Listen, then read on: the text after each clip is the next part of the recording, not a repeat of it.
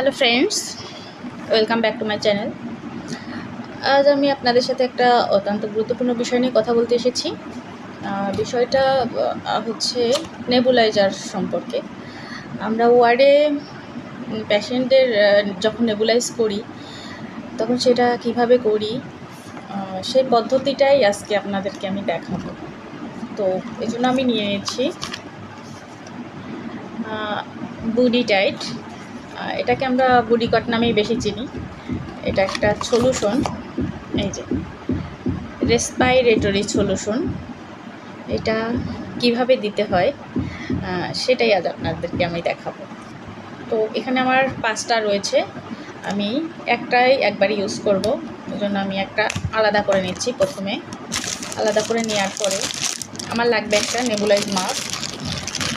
এই যে একটা নেবুলাইজ মাস্ক, এটাকে আমি খুলে, এইটা নতুন পেশেন্টের ক্ষেত্রে প্রথমে আমরা খুলে দিই, ইনটেকটাই দেই। কিন্তু যদি পেশেন্টটা মনে করেন পুরাতন হয়, সে নেবুলাইজটা পাচ্ছে, দিনে 3বার পাচ্ছে বা 2বার পাচ্ছে, সেক্ষেত্রে একটা মাস্ক আমরা তাদের কাছে দিয়ে রাখি, সেটাই সে বারবার রিইউজ করে।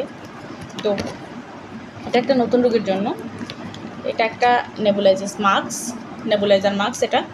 তো এটা হচ্ছে চেম্বারে, এইখানে আমাদের ওষুধটা দিতে হবে। তো কিভাবে দিতে পারি, এই যে আমার ওষুধটা, এইটা জাস্ট কিছু করতে হবে না, কোনো সিরিঞ্জ লাগবে না, এইভাবে জাস্ট ঘুরিয়ে দিলেই এটা এই যে ভেঙে গেল। এবার এই যে জায়গাটা দেখতে পাচ্ছেন, এই যে এইখানে ঢুকিয়ে দিয়ে জাস্ট প্রেস করব, আর আমার মেডিসিনটা কি হলো, এই যে এখানে জমা হলো। এটা আমি এখন আমার মেশিনে দিয়ে এই পাশটা মেশিনের পয়েন্টের মধ্যে ইনসার্ট করব এবং মেশিনটা কারেন্টে দিয়ে চালু করলেই, প্লাগ দিলেই হয়ে যাবে। পেশেন্টের মুখে এই পাশটা দিব আর এই পাশটা আমি মেশিনের সাথে দিব।